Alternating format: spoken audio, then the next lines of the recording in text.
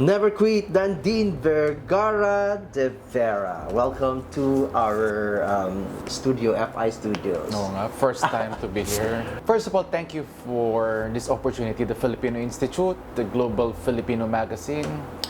You know, although there's a lot of winning stories within the Middle East, within the UAE as well, but it's an opportunity and I'm greatly honored to be part of this list. I hope naramdaman niyo nung nalaman niyo? Flattered, overwhelmed, and my wife is happy as well. And then we are thinking that we can use this platform to further promote the advocacy, because you know, at the end of the day, it's no longer about yourself.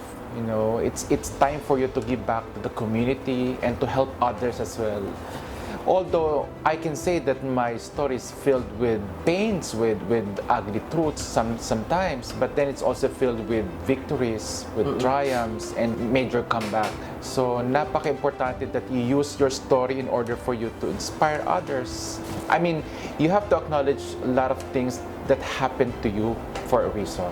So before you empower others, you have to empower yourself first to win in that case. Pero kung titignan ka ngayon, parang wala kang pinagdaanang masalimuot.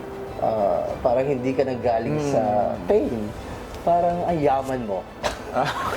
Can you explain that to us? I think it's always the tip of the iceberg.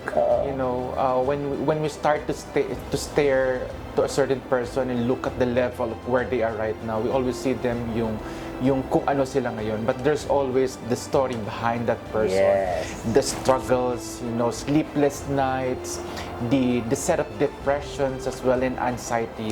But it's always good to experience that because that fuels your drive to surpass that moment of your life, and then eventually come into a certain point wherein, oh, iba na, ito na, nakabalik na ako, then I have to start again.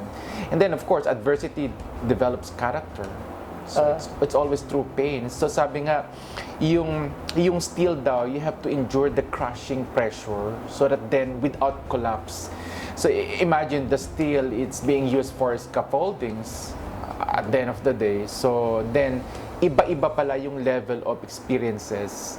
So, kumbaga, maybe you experience a certain level na, level 5. So then therefore, this certain next part of your life, will you be able to explore as well using those kind of experiences? Ganun naman I mean, pag nagmamature tayo, and it's always been a continuous journey. Sabi nga, tuloy-tuloy lang naman yan. So every chapter will unfold for that. Gano'ng tagal yung struggle before coming into this victorious moment of your life? Iba-iba yung part. Like yung when I was in the Philippines, okay yung job ko doon. So first full 10 years yon, I was with them. Tapos pumunta ka dito sa Middle East, Dubai, so you have to start all over again. So that means that it's not the same kind of treatment that you're experiencing already in 2008 versus 2007 beyond, kasi you have a team of 242 people. I mean, you are not doing end-to-end job for that case. But then, sabi ko on a daily basis, it's just a preparation for bigger things to come. So, ganun naman talaga. One chapter closes and then another chapter will unfold for that case. Especially in a multicultural environment katulad natin dito. When we were in the Philippines, we used to deal only with fellow Filipinos. But right now, we have to deal with different nationalities, with different cultures and different characters. Pero hindi lang doon. So may mga, ano yan parang ECG, as you can compare. May ups and downs ang buhay. So in 2018, I lost my job because the organization that I used to work with had a restructuring. So almost more than a year. So is it a struggle? No, because then you're flat-footed. Hindi ka na surprise kasi alam mo na, anticipate mo na darating yon. So yung readiness pala. So that means yung all angles ng buhay mo, yung financial mo, yung trabaho mo, yung family mo, especially yung emotions, kasi when you are into something pala, pagka nawala yon, pag hindi mo na-ready yon, para bang yung doon papasok yung anxiety and depression. But then, sabi nga, never lose hope, kaya nga we're promoting the advocacy, #NeverQuit. Because let's talk about it. #NeverQuit is how important to you. At ano yung mga fulfilling scenarios dito sa create mong advocacy, sir? Oh, yung objective ng Never Quit is actually to push more of W's. Despite the difficult times, you really have to strive harder. I mean, one bad chapter is not entirely the definition of the entire life that you will experience. So kaya nga with the word itself, never quit, tuloy-tuloy lang ang buhay. So one bad chapter doesn't mean that it's the definition of the entire kapalaran mo. Pero ang bigat nun ang bigat nung never quit, di ba? Kasi never quit kung kaya mo pa. Kasi when you advise someone not to quit, di ba? May binibigay kang hope. Oo, tama. So paano yung convincing what are these activities that you do? Sabi nga, the experience of one person is a knowledge to another.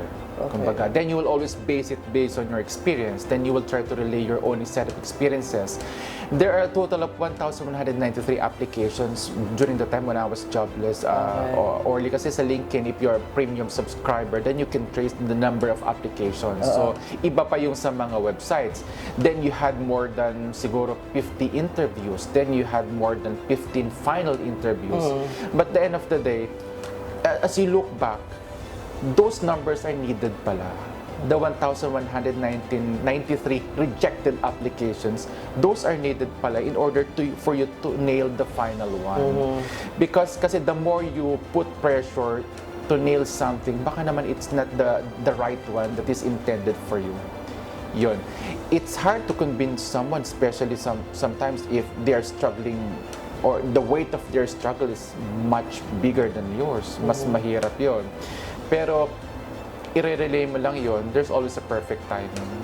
There's always a perfect timing. So, spiritually, of course, you need to be strong spiritually because that is something that you can rely on.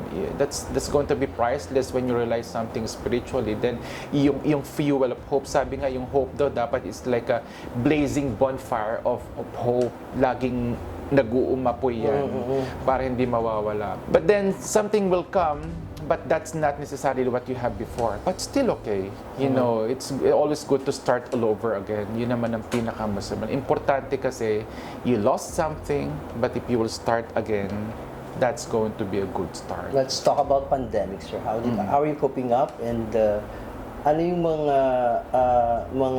na-encounter mong problema ng iba na na-apply natin yung hashtag never quit? I think nung pandemic, 1 week before the lockdown, di ba? I think March 26, nagsimula na yung lockdown dito sa UAE and even in the Philippines and the rest of the world. I started with my new job March 15. Oo. Tapos I signed the contract February 26, 2020. March 15 I started. And then March 26 nagkaroon na ng lockdown. So, technically parang hindi naramdaman yung pandemic, but then doon kasi papasok yung compassion mo. So, and empathy as well. So that means that even though you're in a different situation, then you have to feel also the struggles of other people. So that's when you start something that, be ready with some of the setbacks. Be ready with some of the unexpected events that might happen. But then, just in case that you will face that, and eventually you will lost your job, then be ready as well. I mean, you have to convince them and you have to advise them to look at the very positive side of every event. Ano ba pangarap ni Dandin Vergara ngayon? Ang pangarap ko right now is that to broaden my advocacy. Okay. Totoo yun. Kasi, when you get there, hindi mo naman masasabi that you're already on top. But then, sabi ko nga sa wife ko, if I will review my checklist in terms of the things that I want to achieve, and even professionally and even material things as well, para mataas yung hit rate. But one thing that I need to acknowledge is that may perfect timing pala lahat. So sabi ko, I can no longer live for myself alone. So I just want to use these remaining years. Ganun lang naman yun. It's either mauna sila or mauna ako. But then it's important to define your legacy at the end of the day. It's important that you inspire many people as much as you can, even in small and big ways. Yun ang pinakamahalaga. So, nung una ang pangarap ko magkaroon ng scholarship foundation because I myself medyo struggle yung college ko because then walang gusto mag-sponsor and then hindi naman ganun enough yung kinikita ng father ko that time to send me to college. But then, nagpursige talaga ako noon, and I really find time. Then I found the Jose and Dimitri Cuanco Scholarship Foundation. That's the father of the late President Corazon Aquino. So sabi ko, I know the struggle that those who would like to pursue a certain education, medyo maraming yung may kakayanan, yung may karunungan, pero they don't have funds. So sabi ko, darating din yan in time. But then let's start somewhere. Let's focus more on this certain advocacy. I mean, you'll start with one person, tapos padami ng padami yun. You know, it's still a big win. Sabi nga, you have to start somewhere at the end of the day. Advice mo, sir, sa mga OFW na katulad natin na patuloy na nangangarap pero parang hindi pa time yung kanila, hindi pa right time, di ba? Minsan dumarating tayo sa point na wala na, ang tagal ko ng OFW, tapos parang walang nangyayari hanggang ngayon, ang tagal, di ba?